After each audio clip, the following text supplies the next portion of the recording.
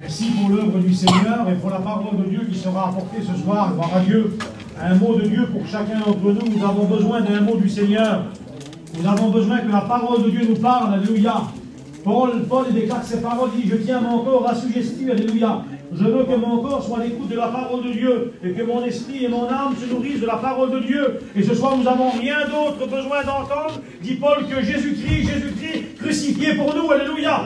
Jésus a été crucifié pour nous. Nous avons été crucifiés, alléluia, en Jésus-Christ dans la chair, dit Paul. Et ce n'est plus nous qui vit ce soir, c'est Christ qui vit en nous. Et nous sommes des enfants de Dieu. Et les enfants de Dieu que nous sommes ce soir, nous sommes fiers d'être des enfants de Dieu. Je suis fier d'être un chrétien ce soir. Fier à haute voix de dire: je suis un chrétien, bravo Seigneur. Non pour me charrer, non pour quelqu'un d'autre. Mais ce que je veux dire, c'est à celui qui n'appartient pas au Seigneur, c'est de venir à Jésus, alléluia. De venir au Créateur, alléluia, de venir au Sauveur ce soir, parce qu'il vous attend, il vous appelle. Dieu a un message d'amour pour vous, alléluia. Il vous aime ce soir. Le message d'amour, c'est que Jésus, il a payé pour nous, pour que nous soyons ici ce soir, pour écouter sa parole, alléluia. Il y a 2000 ans de ça, nous connaissons l'histoire de la parole. Un homme est monté sur la croix, cet homme, il s'appelle Jésus, alléluia. Il est au milieu de nous ce soir, il est présent ici. Et Dieu voudrait faire quelque chose de bon, alléluia, avec toi ce soir. Tu sais, dans le premier livre de Colossiens, chapitre 1, verset 21, il dit que l'homme naturel, là, il produit des œuvres qui ne sont pas bonnes. L'homme religieux, il produit des œuvres qui sont mortes. Hébreux, chapitre 9, verset 14. Mais dans 2 Corinthiens, chapitre 9, et verset 1er, Tite, chapitre 3, et verset 11, Éphésiens 2, 10, il dit: l'homme sauvé, il produit des bonnes œuvres. Amen, gloire à Dieu. Et ce soir, gloire au Seigneur, Dieu voudrait avec toi ce soir faire une bonne œuvre. Dieu voudrait faire quelque chose avec toi, que si même on l'a raconté, personne ne le croirait, personne ne le croirait. Si on raconterait l'œuvre que Dieu veut faire avec toi, certainement qu'on ne serait pas cru. Mais Dieu veut faire quelque chose de bon avec chacun d'entre nous. Frères et sœurs, on ne peut être que inquiet avec ce qu'on entend autour de nous, avec ce qu'on voit, avec ce qui se passe dans le monde, avec ce qui se passe. Vous imaginez qu'aujourd'hui, dans cette matinée, ce matin, entre 8h et midi, là, il y a certainement peut-être eu une déclaration de guerre dans le monde entier pour une guerre mondiale. Ce qui n'a pas arrivé il y a 70 ans de ça, et ce qu'on prédisait qu'il allait certainement peut-être jamais arriver, c'est sur le point d'arriver. Frères et sœurs, quelque chose qui ne regardait pas, les Nations Unies, est en train de se mettre en place aujourd'hui, depuis hier à 14h30. J'aimerais vous dire, mes frères et sœurs, on a besoin plus que jamais de s'attacher au retour du Seigneur. Oh Dieu. Jésus revient bientôt. Jésus nous a fait des promesses. Des choses vont arriver. Des choses vont se passer ici-bas sur la terre. Ce soir, frères et sœurs, je n'ai pas besoin de vous expliquer que la parole de Dieu pour vous faire comprendre que le monde va mal, que tout va mal, tout ce qui se passe autour de nous va très mal. Vous savez que Jésus vous aime. Vous savez que Jésus veut vous sauver. Vous savez que Jésus est le chemin, la vérité et la vie. Vous savez que Bartimée a retrouvé la vue sur le chemin. Vous savez que des milliers d'hommes, des milliers de femmes ont trouvé la grâce de Dieu. Mais le plus important de voir, c'est que vous soyez avertis que des temps difficiles vont arriver. Amen. On avait averti l'Église. Dieu a choisi ses serviteurs pour avertir son Église et ceux qui l'entourent, afin de bien faire attention aux jours. Et c'est pour ça que David déclare cette parole. Il dit: Éternel, donne-moi bien compter mes jours. Que je ne gaspille pas mes jours. Pourquoi? Parce que celui qui doit venir, il ne tardera pas. Alléluia. Il va arriver bientôt. Alléluia. Jésus, alléluia, a parlé dans l'évangile de Matthieu, chapitre 24, 25, 26 et 27, dans ces 4 chapitres-là. Il nous parle de son grand retour. Il doit revenir prendre son Église. Et dans ce retour-là, il y a des choses qui vont se passer, des choses qui sont mises en place. On lisait ça hier avec Hugo Gitano, on lisait ça à travers la parole de Dieu, à travers les téléphones, c'est facile pour lire la Bible maintenant. C'est pas compliqué ce que je vous dis là. Vous regardez dans le téléphone, dans une seconde, vous le savez exactement. Enfin, il va se passer des choses, frères et sœurs. Des choses sont déjà en train de se passer. Si on regarde sur le plan d'il y a 25, 30 ans en arrière, ce qui a pu se passer, on n'y aurait jamais cru, frères et sœurs, ce qui est arrivé. Mais les choses arrivent, les choses se mettent en place. J'ai dit, vous entendrez parler de ces choses. Certains verront ces choses. Les jours vont arriver, mais il dit: vous gardez la foi. Alléluia. C'est la foi qu'il faut garder, gloire au Seigneur. C'est bien beau d'entendre des fléaux, d'entendre ceci, mais ce qu'il faut, c'est garder la foi. Il faut être prêt, alléluia. C'est la foi qui nous fera aller dans le ciel. C'est la foi qui nous a sauvés, alléluia. On est sauvés par la foi. On n'a pas vu Jésus, mais c'est par la foi. C'est parce qu'on croit à l'impossible, on croit à l'invisible, et on sera sauvés, alléluia. Parce que la présence de Dieu est là. La présence de Dieu, on ne la voit pas avec nos yeux, mais on la ressent avec notre cœur, alléluia. Et que Dieu soit glorifié, et que Dieu soit béni, mes frères et sœurs. Jésus déclare ces paroles, et Paul le déclare avant, dans la première épître aux Philippiens, au chapitre 4, et verset 6. Il dit: ne vous inquiétez de rien. En toute chose, faites connaître vos besoins à Dieu. Et comme je vous ai dit tout à l'heure, On ne peut être qu'inquiet par les événements qui se passent, mes frères et sœurs. Vous ne pouvez pas me dire le contraire ce soir.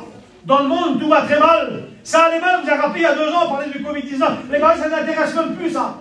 Ça n'intéresse plus personne, pratiquement. Là, on se foutrait pratiquement de vous aujourd'hui. Si vous dites à quelqu'un de matin, vous avez vu, il y a 1 mois et demi, derrière, le monde a été tenu, faire une réunion. On est arrivé dans l'église, tout le monde avait encore des marques. Aujourd'hui, ça ne sert à plus rien du tout, plus personne. Et pourtant, si vous regardez bien aujourd'hui dans le monde, c'est encore là, mes frères et sœurs. Ce qui est arrivé il y a 2 ans, c'est encore là, encore aujourd'hui. Mais sauf qu'on n'en porte plus qu'à aujourd'hui. C'est plus le sujet de l'année. C'est plus le sujet du moment. Le sujet du moment aujourd'hui, c'est la guerre mondiale. C'est la guerre dans le monde. Et la guerre, c'est le non-point de paix.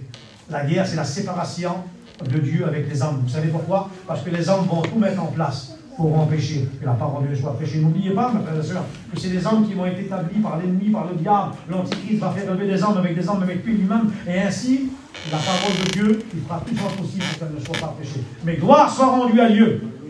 Que celui qui le retient, 2 Thessaloniciens chapitre 2, verset 8, c'est l'Église, elle sera enlevée.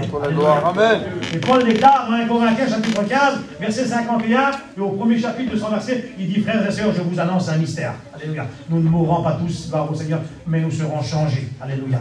On a un corps glorieux. Il paraîtra sous les nuits du ciel, 1 Thessaloniciens chapitre 4, verset 17, il dit, 13 à 17, il dit, un signal donné à la voix d'un archange au son de la trompette de Dieu. Les morts en Christ ressusciteront premièrement, et nous les vivants qui serons restés. Alléluia. Par la foi, on n'aura plus que Jésus est vivant. On sait que les événements vont arriver. On sait qu'il y a des choses qui se passent. Mais on garde la foi, frères et sœurs.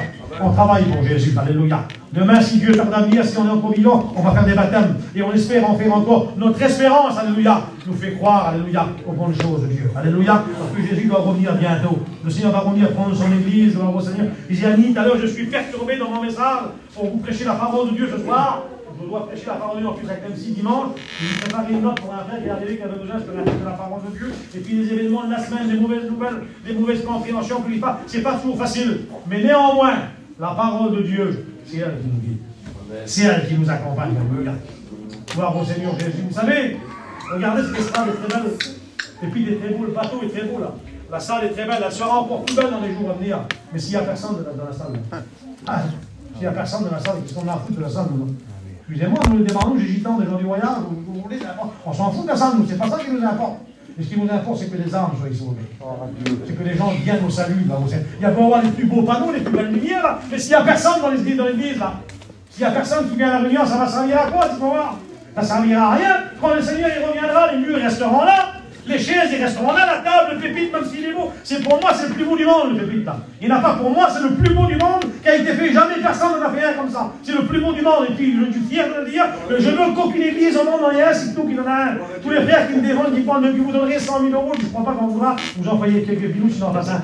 On ne veut pas, il n'y a que nous qui en a un, et on veut le garder. Mais c'est pas ça qui va sauver les âmes. Ça contribue à prêcher la parole de Dieu, à travailler pour Dieu. Mais ce qu'il faut, mes frères et sœurs, c'est garder la foi en Jésus-Christ. Garder la foi dans le Seigneur. Parce que dans ces temps difficiles qui arrivent devant nous, c'est très facile à perdre la foi. Beaucoup perdent la foi. Jésus a dit, quand je reviendrai, trouverai-je la foi sur terre. Ah oui, quand il reviendra sur les nuits du ciel, le Seigneur, nous on va partir de la terre et c'est la foi qui nous fera partir. Parce qu'on a cru à l'impossible. On a cru à Jésus-Christ. Alléluia. On ne l'a pas vu, le Seigneur, vous ne l'avez pas vu, je ne l'ai pas vu non plus, moi. Mais notre foi qui est en nous, là, alléluia. Il a mis en nous, gloire au Seigneur. Dieu a produit la foi, la parole de Dieu a produit la foi en nous. Et gloire au Seigneur, nous attendons son retour. Parce qu'il doit revenir nous chercher. Amen. Gloire à Dieu. Gloire à Dieu. Le temps nous est très peu donné, gloire au Seigneur. Mais je vais vous dire un petit mot. Dans la gloire, Seigneur. Le prophète Joël nous donne quelques avertissements, puis j'aimerais avec vous quelques minutes m'introduire là-dessus. Je ne serai pas bien là. Joël chapitre 1, verset 5. Il dit, réveillez-vous, gloire au Seigneur. Et Paul nous rappelle ces paroles. Romains chapitre 13, verset 18. Vous savez en quel temps nous sommes, et il est l'heure de se réveiller. Gloire au Seigneur. Vous savez en quel temps nous sommes. On sait en quel temps on est ce soir. Je n'ai pas besoin de vous l'apprendre, gloire au Seigneur. Un frère m'a téléphoné tout à l'heure, il dit, Ticno, il dit, vers nous là. Il dit, il y a un chrétien qui s'apprendait à avoir des discussions avec nous. Mais il dit, écoutez, les prédicateurs, il dit, c'est pas la peine d'aller chiner. C'est pas la peine de faire des maisons, c'est pas la peine de construire, c'est pas la peine de faire. Vous dites que le Seigneur doit revenir, arrêter de travailler, arrêter de faire. Bien sûr que ce frère-là était à côté de la plaque à 100%, il commençait à avoir une connaissance. Tout à l'heure, on a eu une petite discussion avec les garçons ensemble, téléphone, que j'ai dit, mon frère, il ne faudra surtout pas oublier de lui dire à ce frère-là qu'on travaille pour Jésus aujourd'hui et demain comme si qu'il reviendrait dans 100 ans. Mais notre espérance, elle n'est pas ici-bas sur la terre. On vit chaque jour ici présent, mais on sait en quel temps nous sommes. Mais par contre, celui qui n'appartient pas encore à Dieu, peut-être que tu ne sais pas en quel temps tu es ce soir. J'aimerais te dire qu'il serait temps de prendre conscience en quel temps tu es ce soir. C'est le temps de la grâce, c'est le temps du salut, c'est le temps pour toi d'accepter Jésus-Christ ce soir, afin de partir avec lui. Parce que les jours mauvais arrivent. Regardez ce qu'il dit Joël chapitre 1, verset 10. Il dit, les champs seront ravagés, la terre sera attristée, les blés seront détruits, le mou sera tari, l'huile sera déchaissée, les arbres des champs seront brûlés, les vignes seront flétries. Il n'y aura plus rien du tout dedans. Frères et sœurs, il y en a qui attendent sur la terre un trésor. Ben, je vais vous dire que le trésor que vous attendez sur la terre, il ne vous servira à rien du tout parce que vous ne pourrez pas vous en servir. Les temps vont arriver où vous n'aurez même pas le droit d'avoir de l'argent chez vous. Vous n'aurez même pas le droit d'avoir plusieurs véhicules. Vous avez remarqué que les radios ont fait tout ce qu'il faut pour nous empêcher d'avoir des véhicules, afin que des véhicules puissent rouler au diesel ou à l'essence. Ils font tout, ils mettent tout en main pour mettre de l'énergie solaire. Mais ce n'est pas vrai en réalité, parce que bientôt il n'y aura plus d'énergie solaire. C'est pour vous dire que tout sera ravagé. Les jours, ils arrivent. Et nous, on sait en quel temps que nous sommes. Et c'est pour ça que Joël, il déclare ces paroles, Joël chapitre 1, il dit, lamentez-vous les serviteurs de Dieu. Ah oui, gloire au Seigneur. Mais pas pour des mauvaises choses, parce que vous savez, on se lamente des fois pour le clan à nous, pour nos affaires, pour nos bricoles à nous, pour la Chine, pour le commerce, pour les affaires. Ah oui, il faut travailler. Je ne suis pas un fou, voyez-moi-le. Hein. J'ai fait 10-12 ans d'école. Hein. J'ai 46 ans, il y a 20 ans que je fais l'évangile, j'ai tourné en mission, je connais un petit peu la route, un petit peu aussi. Je ne suis pas un boucher qui va aller chiner demain matin, si le Seigneur n'est pas revenu. Si demain matin on se réveille, on va aller chiner, tu sais qui peut aller chiner, grâce au Seigneur. On va essayer de travailler, on va essayer de faire nos papiers, on va essayer de faire nos bricoles, de prendre nos assurances, d'aller à un rendez-vous au médecin, quoi que ce soit, mais sachant bien en quel temps tout ça. C'est ça le plus important. Parce que, frères et sœurs, il y en a qui oublient, à cause de leur tracas et leurs soucis de la vie, de leurs problèmes, en quel temps ils sont. Mais qu'on veuille ou qu'on ne veuille pas, qu'on vive 50 ans, ou 60 ans, ou 70 ans, ou 80 ans, il y aura toujours des soucis, il y aura toujours des problèmes. Et ce qu'il faut savoir, c'est en quel temps nous sommes. Et que Dieu soit glorifié. Nous savons que Jésus va revenir bientôt. Les événements apocalyptiques nous prouvent partout autour de nous que le Seigneur va revenir bientôt. Et puis là, Joël avait déjà prophétisé, avait déjà annoncé au peuple que les choses devraient arriver. Gloire soit rendue à Dieu pour la parole de Dieu. Joël chapitre 1, verset 15 dit que le jour de l'Éternel est proche. La nourriture sera enlevée sous nos yeux. Mais dis-toi, on ne va pas faire aujourd'hui, oui, d'accord. Peut-être aujourd'hui, quand tu meurs, pas faire. J'aimerais dire qu'à 2500 km, 3000 km d'ici, il y a des petits-enfants qui meurent de faim. Il y a des bébés qui n'ont pas d'eau à boire, ils n'ont pas de boisson à boire, ils n'ont pas de lait à boire, aucun médicament, rien. Je ne sais pas si vous comprenez l'histoire ce soir de la parole. Comment vous allez vous expliquer ça, vous? Puis on envoie 150 milliards d'euros pour aller faire une guerre entre 3 hommes qui se connaissent très bien et des milliers d'hommes qui ne se connaissent pas, qui n'ont jamais mangé un bout de pain ensemble, qui n'ont jamais eu une conversation ensemble, qui vont se tuer sur un champ de bataille et qu'il y a des milliers de personnes qui meurent de faim à 2000 km, 3000 km. Comment vous arrivez à comprendre ça? C'est le manquement d'amour qui s'installe dans la terre. C'est le manquement d'amour, le manquement de bonté. Les choses mauvaises arrivent de plus en plus. Imaginez-vous, regardez, il y a 2 hommes là, le président il s'appelle Zelensky, l'autre s'appelle Vladimir Poutine. L'autre aussi s'appelle Vladimir. Je pense que ça doit être de la famille, ça doit être des cousins. C'est 2 hommes qui se connaissent très très bien. C'est 2 présidents qui se connaissent très bien. Et le troisième, le nôtre, Emmanuel Macron. Ces 3 présidents-là, ils se connaissent très bien, ils ont mangé ensemble. Et quand ils mangent ensemble, ils ne mangent pas du poulet. Hein. Ils ne mangent pas du poisson de dernière classe. Ils mangent du caviar, ils mangent les meilleurs poissons. Ils buvent les meilleurs poissons, ils ont la meilleure table. Ils sont placés en sécurité. À cause de ces 3 hommes-là, des centaines et des milliers d'hommes et de femmes, des enfants vont mourir à cause d'eux. Des centaines d'hommes qui ne se connaissent pas, qui n'ont jamais passé 5 minutes ensemble à table, qui n'ont jamais eu une conversation jamais, qui ne savent même pas pourquoi ils se battent, ils vont se tuer à cause d'eux. Et pour vous dire, frères et sœurs, qu'on doit faire attention en tant qu'enfants de Dieu, en quel temps nous sommes. Que Dieu soit glorifié et béni. Et puis, à cause de ça, mes frères et sœurs, à cause de ça, ça ne veut pas dire que si la guerre elle arriverait, peut-être qu'elle ne peut pas arriver, peut-être qu'elle peut durer 2 ans ou 3 ans, puis s'arrêter, c'est bien. Mais vous savez qu'elle aura des conséquences, une portée des conséquences. Ça veut dire qu'il y aura des choses difficiles qui vont se passer sur la terre. Vous savez ce qu'il dit Joël là? Il dit ça, il dit les greniers seront vides, les magasins seront ruinés, les troupeaux vont gémir, les brebis seront en souffrance, il y aura un grand manque de pâturage. Seigneur, mais qu'est-ce qui pourrait nous manquer un manque de pâturage? Regardez, c'est pas difficile pour faire pousser un pâturage. Vous allez au pied de la terre, on met de l'eau comme ça, là. Vous videz par terre sur la terre, vous avez le produit magique, il n'y a rien du tout. Hein. Vous videz ça, là, quelquefois, vous arrivez au bout d'un moment, c'est quoi la pâturage? Là, c'est de l'herbe verte qui pousse. Et là, il dit qu'il n'y aura plus de l'herbe verte. Donnez-moi une explication, comment ça se fait qu'il n'y aura plus d'herbe? C'est parce que, frères et sœurs, ce qui doit arriver, si ça doit arriver, il n'y aura plus d'herbe qui poussera. Les bêtes vont gémir. Et croyez-moi-le, mais ça sera un temps très difficile. Eh bien, je plains celui qui va rester là-bas. Ah oui, je plains celui qui restera parce que les 10 seront enlevés. Les 10 seront enlevés, là, mon Seigneur. avant que tous ces vilains jours arrivent, gloire au Seigneur. Nous avons l'espérance, gloire au Seigneur, que Jésus reviendra nous chercher avant ces mauvais jours. La mission nous l'enseigne, la Bible nous l'enseigne. Nous savons que Jésus va revenir nous chercher. Alors, frères et sœurs, ne vous attendez pas trop aux choses de la terre. Regardez ce qu'il dit Joël, chapitre 1, verset 20. Il dit, les torrents seront secs. Un feu va dévorer toutes les plaines. Ah oui, c'est pas un animal, là. C'est pas un petit animal pour dévorer toutes les plaines. Vous savez combien de kilomètres ça fait, les plaines? Vous savez combien de fois l'Ukraine est plus grande que la France? 47 fois plus grande que la France. Et puis Paris, entre ici et ailleurs, ça fait des milliers, des centaines de kilomètres, 25 000 kilomètres, parce qu'on a toutes les plaines telles, il faudrait un sacré chalumeau pour les détruire. Hein. Mais vous savez qu'une seule petite bombe atomique doit une petite, la plus fiable. En 3 minutes. En 3 minutes. 3 minutes. Paris, 400 km de tour. Il n'y a plus un sou de vie en 3 minutes. Frères et sœurs, je ne sais pas si vous imaginez, ce qui s'est passé il y a 70 ans en arrière, ça ne peut pas se passer comme aujourd'hui, c'est impossible. Ça n'existait pas, ça, il y a 70 ans en arrière. Ce qui existe aujourd'hui. C'est pour vous dire que toutes les plaines, tout ce qui arrive en une fraction de seconde, en 10 minutes, il n'y a plus rien du tout. Il serait pratiquement qu'un petit quart de la terre. Enfin, je bénis le Seigneur des chrétiens d'appartenir à Jésus, parce que Jésus va revenir nous chercher. Gloire au Seigneur Jésus. Alors, qu'est-ce qu'il dit, Joël? Il dit, faites sonner de la trompette et des avertissements. Alors, qu'est-ce qu'on fait, nous, ce soir, en tant que chrétiens? Gloire au Seigneur. Alors, on pourrait essayer. Pas sûr qu'on y arriverait à 100%. On n'a pas les compétences qu'il faut pour ça. Je vais vous parler de la grande prédication. Je vais vous parler des 7 coups, des 7 trompettes, de tous les fléaux de l'Apocalypse, les premiers sauts de l'Apocalypse. On pourrait un petit peu en parler un petit peu. Peut-être pas tout entier, on n'a pas les capacités. On pourrait en parler un peu. Mais ça va te servir à quoi si tu n'appartiens pas à Jésus? C'est surtout ça qu'il faut bien comprendre. Ce soir, nous, ce qu'on voudrait, c'est t'avertir qu'il faut que tu donnes ton cœur à Dieu. Gloire à Dieu. On veut t'avertir ce soir que toi, chrétien, qui es fait dans la foi, de te relever en Jésus-Christ. D'être fort. Il ne faut pas être tiède en Jésus. Le tiède, c'est pas bon. La parole de Dieu est là. Je ne veux pas de tiède. Pas de bouillon, pas de froid. Seigneur, je ne veux pas de tiède, je veux dire. C'est bouillant ou froid. Vous mettez bouillant pour le Seigneur. Hein. Oui. Tiède, c'est pas bon. Savez-vous, un café froid, tiède, il n'est pas bon. Un manger tiède, il n'est pas bon. Ce soir, je vous en supplie, au nom du Seigneur, on vous avertit dans le serviteur de Dieu. Regardez ce qu'il dit. On pourra avoir des tas de sous comme ça, là. Ça ne veut dire rien, regardez. Joël chapitre 2, verset 2. Il dit, le jour de l'Éternel est proche, c'est un jour de ténèbres, un jour de nuée, de brouillard, un jour où rien ne lui échappera. C'est une armée puissante qui se prépare pour le combat.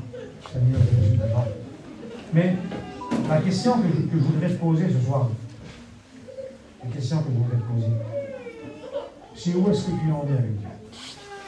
Où est-ce que tu en es avec le Seigneur Jésus?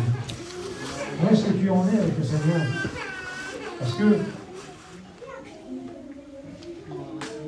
des choses, il y en a qui vont arriver sur la terre. Moi, si le Seigneur revient dans 25 ans, dans 30 ans, dans 10 ans, moi je ne peux pas vous dire qu'il va revenir demain, je serai un menteur, je ne sais pas. Je ne sais pas que Dieu va revenir demain. Mais j'ai une chose, c'est qu'il va revenir, Seigneur. Ça, je le sais. C'est marqué 900 fois, 953 fois dans le Testament et 319 fois dans le Nouveau. Non, ça fait beaucoup de fois. Puis Jésus, lui, il l'a dit une fois. C'est celui-là qui parle pour moi. Jean chapitre 14, il dit, moi, je m'en vais vous faire à une place. Et je reviens. Dieu. Bravo, Seigneur. Alors, j'ai marqué ici.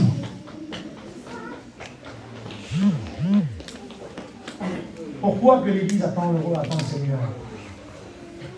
2 Thessaloniciens, chapitre 1, verset 7. L'Église, elle attend le Seigneur, vous savez pourquoi? Pour rentrer dans son repos éternel. Un repos éternel. Vous connaissez quoi ça? Tu as 70 ans, mon oncle, toi. Tu as travaillé sur la terre, tu as eu plein de problèmes, plein de soucis. Et puis quand on arrive à un certain âge, on a besoin de se reposer constamment encore. Mais là, c'est un repos éternel qui nous attend, Seigneur Jésus. Le Seigneur, il va venir prendre l'Église, l'Église, elle rentre dans un repos éternel. Il y en a qui n'ont pas eu beaucoup de repos, vous savez. Il y en a qui ont eu beaucoup plus de misère que d'autres, beaucoup plus de problèmes, beaucoup plus de soucis. Ils ont tellement été envahis par les soucis que le repos leur a manqué. Mais une chose est sûre, c'est Paul nous rappelle ceci dans les Thessaloniciens, chapitre 4, et verset 13, qu'on a de l'espérance, et l'espérance qu'on a en nous, elle nous fera rentrer dans le repos éternel. Alléluia. C'est pour ça que Jésus va revenir. Gloire à Dieu. Il va revenir, alléluia. Parce que les morts vont ressusciter. C'est lui qui l'a dit. Gloire au Seigneur Jésus. 1 Corinthiens, chapitre 15, verset 23. Gloire au Seigneur. J'ai marqué ça, moi. C'est la Bible qui dit, c'est pas moi, excusez-moi. Dans la Pierre, chapitre 1, verset 13. C'est parce que c'est la vie avec les chrétiens qu'on dépend. Gloire au Seigneur. Notre avenir, elle dépend de l'enlèvement de l'Église. Gloire au Seigneur Jésus. On s'appuie sur l'enlèvement de l'Église. C'est pour ça que j'ai eu à revenir. Tite chapitre 2, verset 13. C'est l'espérance de son retour pour l'Église. On a cette espérance-là du retour du Seigneur. Parce que les chrétiens, Jacques chapitre 5, et verset 7, le frère de Jésus dit ça. Parce que les chrétiens impatientent ce jour. Alléluia. On impatiente ce jour. Il y a une impatience dans nos cœurs pour ce jour. Alléluia. Pourquoi aussi 1 Timothée chapitre 4 et verset 8. Parce qu'une couronne de justice, elle nous sera donnée, gloire au Seigneur, si on n'a rien eu ici-bas sur la terre. Si on s'est fait engueuler des fois pour rien, si on n'a pas été compris, hein, oui, pas trop bien compris, engueulé pour rien, parce qu'on a parlé de Dieu, on a témoigné, eh bien nous on attend le Seigneur parce qu'il y a une couronne à nous donner. Gloire au Seigneur, je la veux ma couronne, tiens.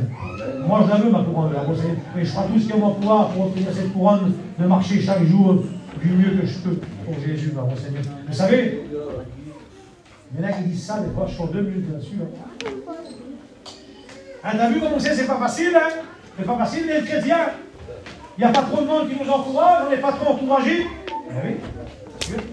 On n'est pas trop encouragé, on ne témoigne pas trop, on ne chante pas trop, il n'y a pas assez de réunions, on est serviteurs, on ne les voit pas trop, les diacres, on ne les voit pas trop non plus, les étudiants, on ne les voit pas trop non plus. Ben, t'as vu, c'est pas facile pour moi en ce moment, je vais attendre un petit peu pour la réunion. Ah oui? Mais si tu attends un petit peu trop longtemps, ta couronne, tu vas la perdre aussi. Ah oui? Apôtre, c'est pas vrai? La couronne, on la perd. Lorsqu'on regarde sur les autres, on perd sa couronne. On est responsable de sa bénédiction et de son salut. On a trop la facilité de faire ça, mes frères et sœurs. Vous savez ce qu'il a fait Adam, lui? Il a mis la peau sur la femme. La femme, elle a mis la peau sur le serpent. Il ne faut pas mettre la peau sur les autres, frères et sœurs. On est responsable de notre bénédiction, gloire au Seigneur. On est responsable de notre découragement. On est responsable de nos fatigues. On doit se remettre en question devant mon Dieu. Eh bien, Seigneur, il y a une couronne qui m'est préparée. Tu vas revenir me chercher un jour, Seigneur. Et je veux être prêt pour ce retour-là. Je veux me préparer chaque jour, Seigneur. Ça arrive des découragements, mes frères. Ça arrive des soucis, ça arrive des peines. Mais on doit s'encourager dans la parole de Dieu. Comment vous arrivez à comprendre ça, mes frères et sœurs? Que certains chrétiens, ça fait 30 ans qu'ils n'ont jamais bougé. Ils ont toujours été pieux, toujours été là, jamais bougé. Et qu'il y en a tous les 6 mois, tous les 2 mois, tous les 1 an, tous les 10 ans qui s'arrêtent tout le temps. Pourquoi? Alors il y en a qui disent ça. Ça veut dire, moi il y a des mains à nous, je dis tant, ils disent ça. Ah mais lui c'est pas pareil. Ouais, c'est pas pareil. Toi c'est pas pareil, t'es fort. Il n'y a pas de Seigneur. Il n'y a pas deux Saint-Esprit, il n'y a pas 50 dieux, il y en a un seul, un Dieu, il y a un seul Jésus, il y a un seul Saint-Esprit qui nous donne la force.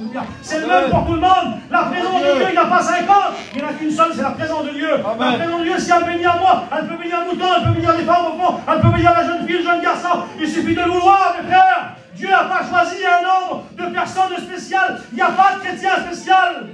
Nous sommes tous des enfants de Dieu. Ce qu'il faut, c'est piocher dans la parole de Dieu.